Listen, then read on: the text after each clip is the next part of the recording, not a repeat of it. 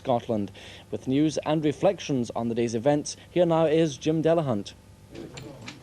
The Rangers chairman David Murray made the announcement that his friend Graham Souness was to leave Ibrox for Liverpool.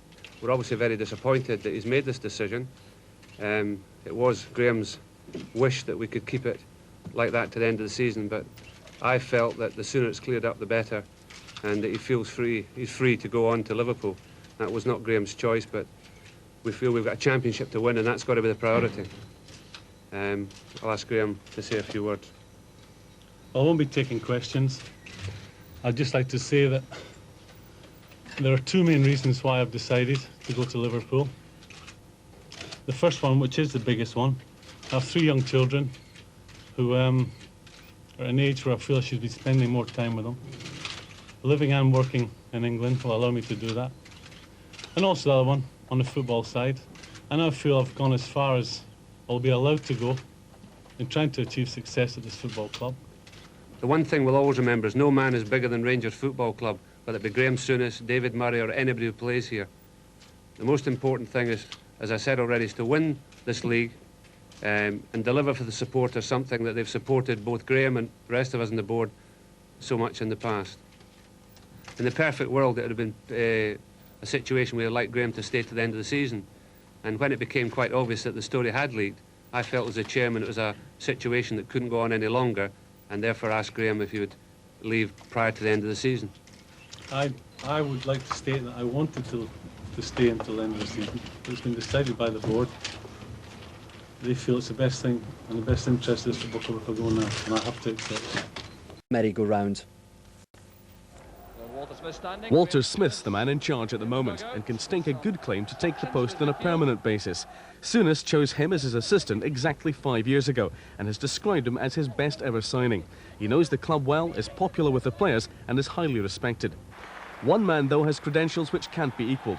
As a youngster, Kenny Dalglish looked out over Ibrox from his home in the nearby High Flats. He was a Rangers fan. He's played and managed at the very top, but when he quit Liverpool, he said he was quitting football. The question is whether, like Souness, he will change his mind about his future when a sufficiently tempting carrot is dangled.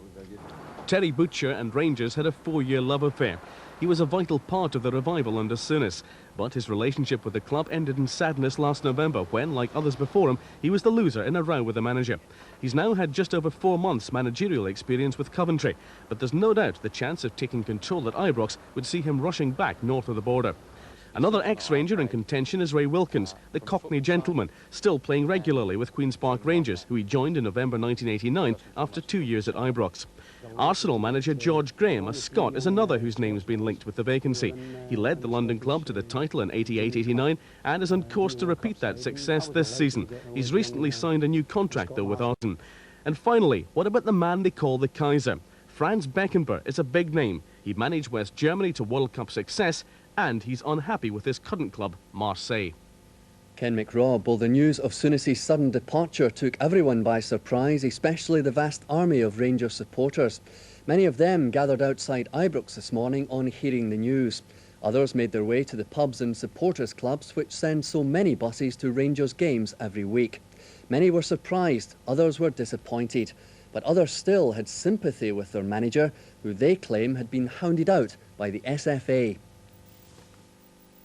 Scottish Football Association have forced Graham Souness right out of Scottish football. He was the man who revitalised this, brought all the English players up to Scotland, and now at the end of the day, that's why I think they've forced him out of Scottish football. Well, I'm very sorry to hear that he's leaving. He's done a great job for Scottish football as well as Rangers, you know. Do you think he's changed the face of Scottish football? Oh, I think so, definitely, you know. He brought in the big... He made all the other clubs buy players as well as buying them himself, you know. I mean, I thought he was doing a good enough job at Ibrox, and obviously he's decided that under the pressure from the SFA, that he's decided that enough's enough, and he's been messed about with the SFA so much. You feel he's had a hard time from the football authorities? Yes, I would agree with Graham Souness that he's definitely had a hard time from them with Jim Farry's, the way that they've been dishing out the fines, not only to Graham Souness personally, but also to Rangers. The excessive ban, the 23,000 for the over the lager advert, and also the touchline ban that he got. It's this Scottish Football Association I've been on his back ever since the first game he played at Easter Road when he got ordered off. He's been banned to the end of next season for sitting in the dugout, and he's due to go up again. I think he's just had enough. It's also been suggested recently that the SFA were considering banning Souness for life if there were further disciplinary problems. When Souness arrived in 1986, Rangers were in the doldrums. Big-name signings were to Souness to Scotland. Some lasted, some didn't. Players like Graham Roberts and Terry Butcher were forced to leave Ibrox after crossing swords with the man who had to be number one. Controversy was never far away. In his first game against Hibs, he was sent off after kicking George. Great news, really great news. It's the next best thing to Kenny. We need us a strong leader, and we've got one now. When Kenny left, we wanted Graham. So he was the first choice, and we've got him now. Brilliant boost for the players, brilliant boost for the supporters, and it's a great time for the city.